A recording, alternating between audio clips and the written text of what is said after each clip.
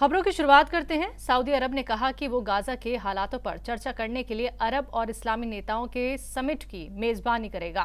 Saudi वजारत खारजा के एक बयान में कहा गया है कि गजा में चल रही लड़ाई और इंसानी मुसीबत पर चर्चा के लिए शनिवार को रियाद में एक अरब शिखर सम्मेलन और रविवार को इस्लामिक देशों के तंजीम के देशों की एक बैठक बुलाई गई है। इस बैठक पर सबकी नजरें इसलिए भी बनी हुई हैं क्योंकि सऊदी के पुराने विरोधी ईरान के प्रेसिडेंट इब्राहिम राइसी भी समिट में हिस्सा लेने के लिए रियाद पहुंचेंगे। ईरानी न्यूज एतिमाद ऑनलाइन में छपी न्यूज के मुताबिक 2 मार्च को चीन की मध्यस्थता में हुए समझौते के बाद तेहरान और रियाद में चली आ रही सालों की दुश्मनी खत्म हो गई थी, जिसके बाद ये ईरान के प्रेसिडेंट का पहला सऊदी दौरा होगा। ईरानी वेबसाइट ने लिखा, राष्ट्रपति राइसी रियाद में इस्लामिक तंजीम के शिखर सम्मेलन में भाग लेंगे, जहां फिलिस्तीन के मुद्दे पर चर्चा की जाएगी। सऊदी अरब ने मंगलवार को कहा कि वो गाजा के हालातों पर चर्चा करने के लिए अरब और इस्लामी नेताओं के समिट की मेजबानी करेगा। सऊदी विदेश मंत्रालय के एक बयान में कहा गया है कि गाजा में चल रही लड़ाई और इंसानी मुसीबत पर चर्चा के लिए शनिवार को रियाद में एक अरब शिखर सम्मेलन और रविवार को इस्लामिक देशों के संगठन के सदस्य देशों की एक बैठक बुलाई गई है। इस बैठक पर सबकी नजरें इसलिए भी बनी हुई हैं। तुर्की के सदर रजब तैयब अर्दोगान ने गुज़िश्ता रोज इक्तिसादी ताउन तंजीम यानी ECO से गजा पर इजराइल के हमले के खिलाफ आवाज उठाने का मुतालबा किया है। तैयब अर्दोगान ने उज़्बेकिस्तान के दारुल हुकूमत ताशकंद में इक्तिसादी ग्रुप के 16वें सरबराही इजलास से खिताब करते हुए कहा कि अगर हम इक्तिसादी ताउन तंजीम के तौर पर आज मुसलमान होने के नाते मिलकर अपनी आवाज नहीं उठाते तो कब उठाएंगे। इजराइल स्कूलों, मसाजिद, गिरजाघरों, अस्पतालों पर बमबारी जारी रखे हुए हैं और तमाम इंसानी हुकूक को कुचल रहा है। गजा पर इजराइल के हमलों को लेकर अमेरिका और मगरिब की मुसलसल खामोशी पर तनकीद करते हुए सदर तैयब अर्दोगान ने कहा कि गजा में इजराइल के हाथों बेदर्दी से मारे गए तकरीबन 11,000 अफराद में से 73% खवातीन और बच्चे हैं। महसूर गजा के लिए इंसानी इमदाद के बारे में अर्दोगान ने आगे कहा कि तुर्की ने अब तक काहिरा की मदद से मिस्र के अल आरिश हवाई अड्डे पर 230 टन इंसानी इमदाद लेकर 10 हवाई जहाज भेजे हैं।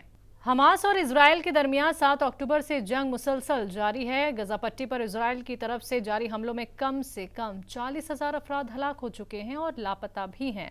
इजराइल की तरफ जारी बमबारी की वजह से सैकड़ों फिलिस्तीन अफराद अपने अपने घर छोड़ने को मजबूर हो गए हैं।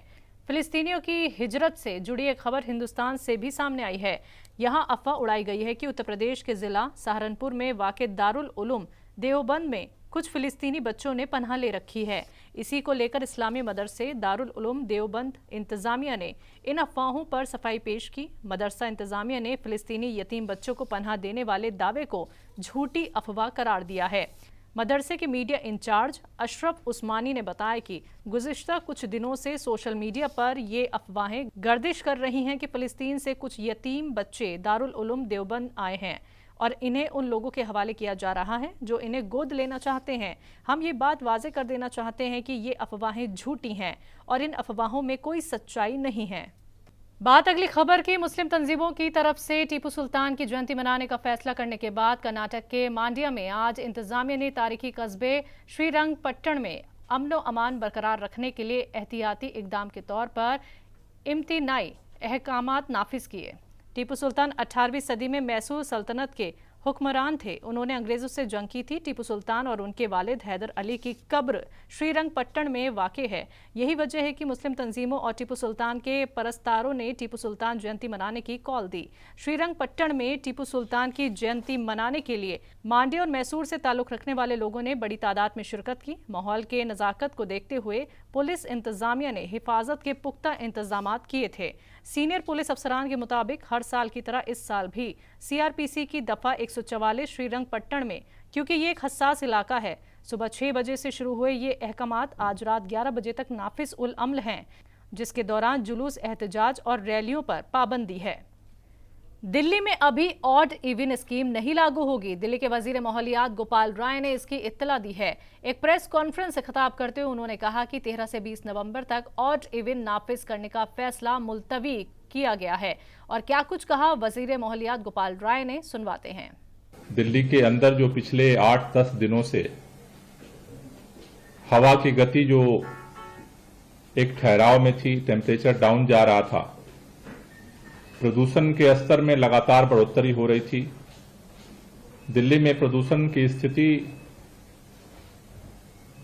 सीवियर प्लस कैटेगरी तक पहुंच गई थी। रात से मौसम में जो परिवर्तन हुआ है बारिश के कारण, हवा की गति बढ़ने के कारण लगातार प्रदूषण के स्तर में सुधार देखा जा रहा है।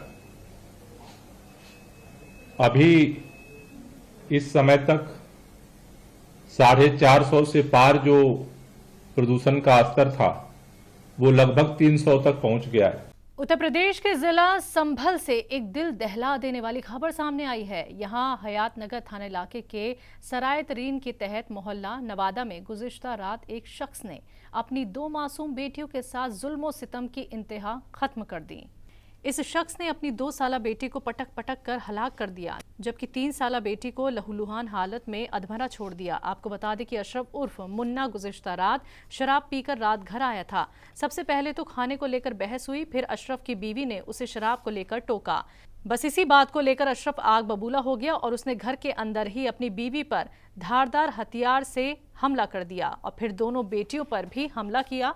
आपको बता दें कि मामले की इत्तला मिलने पर पुलिस ने अशरफ को गिरफ्तार कर लिया है। बताया ये भी जा रहा है कि 6 माह कबल ही अशरफ की शाइस्ता से शादी हुई है। शाइस्ता ने अपने पहले शौहर को छोड़ दिया था और अशरफ के साथ निकाह करके रहने लगी थी। शादी के बाद में घर में झगड़ा फसाद आए दिन होता ही रहता था। Chief justice of India DY Chandrachud ने आज दीगर जजों के साथ सुप्रीम कोर्ट के अहाते मिट्टी कैफे का इफ्तिताह किया। नया बना हुआ कैफे पूरी तरह से खुसूसी तौर पर माजूर अमला चला रहे हैं। कैफे के मुंतजमीन बसारत से महरूम सेरेब्रल पैल्सी और फालिज के शिकार हैं। इस मौके पर एक छोटी सकाफती तकरीब का एहतमाम किया गया, जिसने माजूर अफराद ने अपने फन का मुजाहरा किया। इसके साथ ही कौमी तराना भी इशारों की जुबान में गाया गया। इफ्तिताही तकरीब के दौरान CJI ने सबसे दरख्वास्त करते हुए कहा कि वह कैफे का दौरा करे और इस इकदाम की हिमायत करे। आपको बता दें कि मिट्टी कैफे को एक NGO चला रही है जो खुसूसी ज़रूरियात के लोगों के साथ काम करती है। गैर मुनाफा तंजीम इन्हें रोजगार के मौके फराहम करती है। मिट्टी कैफे की इफ्तिताही तकरीब से खिताब करते CJI चंद्रचूड़ ने कहा कि कोविड-19 वबा के दौरान मिट्टी टीम ने 60 लाख खाने की मील्स तकसीम की। CJI ने उम्मीद जाहिर की है कि तमाम वकील इस इकदाम की हिमायत करेंगे। आपको बता दें कि पूरे हिंदुस्तान में बेंगलोर हवाई अड्डे और मुख्तलिफ MNCs के दफ्तर समेत 35 मिट्टी कैफे पहले से ही काम कर रहे हैं। तो आम आदमी पार्टी के राज्यसभा सांसद संजय सिंह की जुडिशियल कस्टडी 24 नवंबर तक बढ़ा दी गई है। दिल्ली के राउज एवेन्यू कोर्ट में शुक्रवार को उन्हें पेश किया गया। कोर्ट से बाहर निकलते हुए संजय सिंह ने कहा कि दिल्ली के मुख्यमंत्री अरविंद केजरीवाल को फंसाने की साजिश हो रही है। फिर वही बात है, रास्ता मत रोको भाई। फंसाने की बहुत बड़ी साजिश है। सिर्फ गिरफ्तारी नहीं, केजरीवाल के साथ बड़ी घटना को अंजाम देने वाले हैं ये लोग। राजस्थान के टोंक में मीडिया से मुखातिब होते हुए कांग्रेस नेता सचिन पायलट ने कहा, मैं मानता हूं कि कांग्रेस का ग्राफ लगातार बढ़ रहा है। राजस्थान में परंपरा टूटेगी और कांग्रेस का शासन फिर से बनेगा। हमारा कैंपेन बड़ा पॉजिटिव है।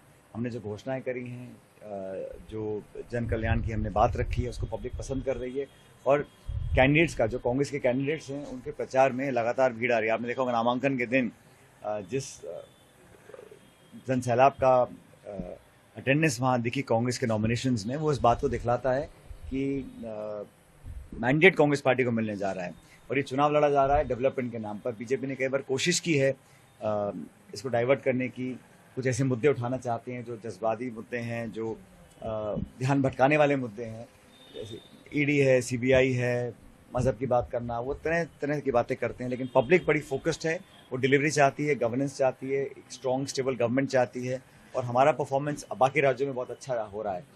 छत्तीसगढ़, मध्य प्रदेश में तो हम अच्छी तरह सरकार बनाएंगे। जैसे राहुल जी ने कहा, राजस्थान में भी ये अब परंपरा टूटेगी, रिवाज टूटेगा और कांग्रेस पार्टी का शासन दोबारा बनेगा। उत्तर प्रदेश में राम नगरी अयोध्या में श्री राम जन्मभूमि पर भव्य राम मंदिर का निर्माण तेजी से चल रहा है। अगले साल 22 जनवरी को रामलला की प्राण प्रतिष्ठा का कार्यक्रम होना है, जिसके लिए श्री राम जन्मभूमि ट्रस्ट के महासचिव चंपत राय और कोषाध्यक्ष ने लखनऊ पहुंचकर वजीर आला योगी आदित्यनाथ से मुलाकात कर उन्हें प्राण प्रतिष्ठा तकरीब में शामिल होने का बुलावा दिया।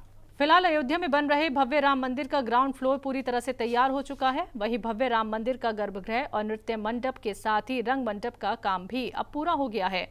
22 जनवरी 2024 को राम मंदिर के गर्भगृह में रामलला की प्राण प्रतिष्ठा का कार्यक्रम होना है, जिसके लिए अयोध्या में तकरीबन 2600 मजदूर, 3 शिफ्ट में 24 घंटे तेजी से काम कर रहे हैं। फिलहाल राम मंदिर का काम तय समय सीमा के अंदर पूरा कर लिया जाएगा। राम मंदिर की प्राण प्रतिष्ठा कार्यक्रम के लिए श्री राम जन्मभूमि ट्रस्ट की ओर से निमंत्रण भेजने का काम शुरू हो गया है। ऐसे में श्री राम जन्मभूमि ट्रस्ट के महासचिव चंपत राय और कोषाध्यक्ष गोविंद देवगिरी महाराज लखनऊ पहुंचकर मुख्यमंत्री योगी आदित्यनाथ से मुलाकात की, जिस दौरान उन्होंने सीएम योगी को भव्य राम मंदिर के प्राण प्रतिष्ठा कार्यक्रम में शामिल होने के लिए आमंत्रित किया है।